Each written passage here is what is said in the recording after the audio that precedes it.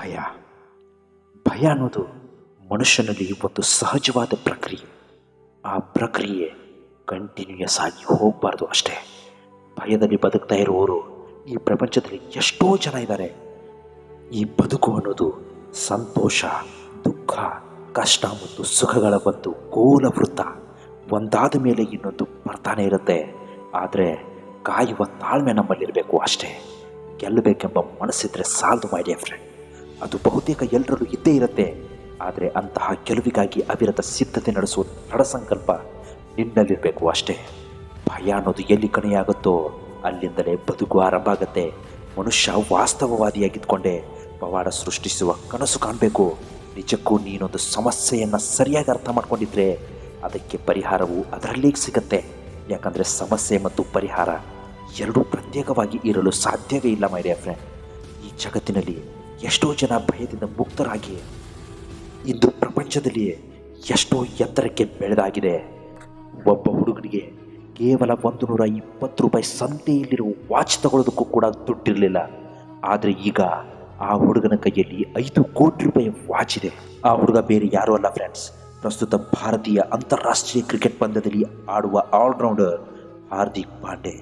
ಹೌದು ಫ್ರೆಂಡ್ಸ್, ನೊಣಗಳು ನಮ್ಮ ಸುಂದರವಾದ ಇಡೀ ದೇಹವನ್ನು ಬಿಟ್ಟು ಗಾಯದ ಮೇಲೆಯೇ ಕುಳಿತುಕೊಳ್ಳೋ ಹಾಗೆ ಕೆಲವರು ನಮ್ಮಲ್ಲಿರುವ ಸದ್ಗುಣಗಳನ್ನು ತಳ್ಳಿ ಹಾಕಿ ನಮ್ಮಲ್ಲಿರುವ ಲೋಪದೋಷಗಳನ್ನು ಮಾತ್ರ ಹುಡುಕ್ತಾ ಇರ್ತಾರೆ.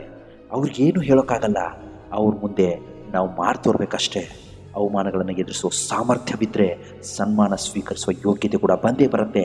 ಯಾರ ಮಾತಿಗೂ ಭಯ ಪಡಬೇಡ. ಯಾರ ಆಸೆಯಂತೆಯೂ ನೀನು ನಡಿಬೇಡ. ಯಾರನ್ನು ನಂಬಿ ನೀನು ಬದುಕಬೇಡ.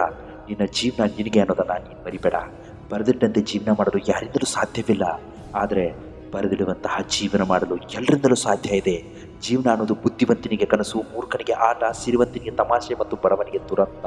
10 ನಿಮಿಷ, ಕೇವಲ 10 ನಿಮಿಷ ಕಣ್ಣು ಮುಚ್ಚಿಕೊಂಡು ನೀನು ಎಲ್ಲಿದ್ದೀಯಾ, ನೀನು ಏನು ಮಾಡ್ತಾ ಇದೀಯಾ, ನೀನು ಮಾಡಬೇಕಾಗಿರೋದು ಏನು, ನೀನು ಎಡೋತಾ ಇರೋದು ಎಲ್ಲಿ, ನೀನು ಇರೋ ಪೊಸಿಷನ್ ಆದರೂ ಯಾವುದು ಅಂತ ಒಂದು ಸಲ ಕಣ್ಣು ಮುಚ್ಚಿ ಧ್ಯಾನದಲ್ಲಿ ಮಗ್ನನಾಗಿ ಯೋಚನೆ ಮಾಡು. ಆಗ ನೀನಿರೋ ಪೊಸಿಷನ್ನಲ್ಲಿ ನಿನಗೆಲ್ಲವೂ ಅರ್ಥ ಆಗತ್ತೆ. ದಾರಿಯಲ್ಲಿ ಎಡವು ಬಿದ್ದರೆ ಎಲ್ಲರೂ ನೋಡುವ ಮುನ್ನ ಎದ್ದು ನಿಲ್ಲಬೇಕು ಫ್ರೆಂಡ್. ಜೀವನದಲ್ಲಿ ಎಡವು ಬಿದ್ದರೆ ಎಲ್ಲರೂ ನೋಡುವ ಹಾಗೆ ಧೈರ್ಯದಿಂದ ಎದ್ದು ನಿಲ್ಲಬೇಕು. ಬೇರೊಬ್ಬರ ಜೀವನ ಕಥೆಯನ್ನು ಉದಾಹರಣೆಯಾಗಿ ಕೊಡೋದು ತುಂಬ ಸುಲಭ. ಆದರೆ ನಮ್ಮ ಜೀವನವೇ ಉದಾಹರಣೆಯಾಗುವಂತೆ ಬದುಕುವುದು ತುಂಬಾ ಕಷ್ಟ. ಆದರೆ ಖಂಡಿತವಾಗ್ಲೂ ಅದು ಅಸಾಧ್ಯವತ್ತೂ ಅಲ್ಲ. ಒಬ್ಬ ಮನುಷ್ಯನನ್ನು ಉತ್ತಮ ವ್ಯಕ್ತಿಯನ್ನಾಗಿಸಲು ಆತನ ತಪ್ಪನ್ನು ತಿದ್ದುವುದು ಎಷ್ಟು ಮುಖ್ಯವೋ, ಆತ ಒಳ್ಳೆಯದನ್ನು ಮಾಡಿದಾಗ ಕೂಡ ಅವನನ್ನು ಪ್ರೋತ್ಸಾಹಿಸುವುದು ಕೂಡ ಅಷ್ಟೇ ಮುಖ್ಯ. ಸೋಲಿನ ಭಯದಿಂದಲೇ ಬದುಕುವವರು ಗೆಲುವಿನ ಮಹಾಸಂಭ್ರಮವನ್ನು ಅನುಭವಿಸುವ ಅವಕಾಶದಿಂದ ವಂಚಿತರಾಗ್ತಾರೆ ಫ್ರೆಂಡ್. ಗೆಲುವು ಬೇಕಾದರೆ ಮೊದಲು ಭಯಮುಕ್ತರಾಗಬೇಕು. ನೀನು ಭಯಮುಕ್ತನಾದರೆ ನಿನ್ನ ಗೆಲುವು ಖಚಿತ. ಕೊನೆಗೊಂದು ಮಾತು ಹೇಳ್ತೀನಿ, ಮನುಷ್ಯನಿಗೆ ದುಡ್ಡಿರಬೇಕು, ಇಲ್ಲಾಂದರೆ ಅವನು ದುಡಿತಾ ಇರಬೇಕು. ಆಗಲೇ ಅವನಿಗೆ ಬೆಲೆ. ಇಲ್ಲದೇ ಇದ್ರೆ 3 ಕಾಸಿನ ಬೆಲೆ ಇರೋದಿಲ್ಲ. ದುಡ್ಡಿಗೆ ದುಡಿಮೆಗೆ ಇರೋ ಬೆಲೆ ಮನುಷ್ಯನಿಗೆ ಇಲ್ಲ. ಇಂತಹ ಮತ್ತೊಂದು ಕಂಟೆಂಟ್ನ ತಗೊಂಡು ನಾಳೆ ನಿಮ್ಮ ಮುಂದೆ ತಪ್ಪದೆ ಹಾಜರಾಗಿರ್ತೀನಿ.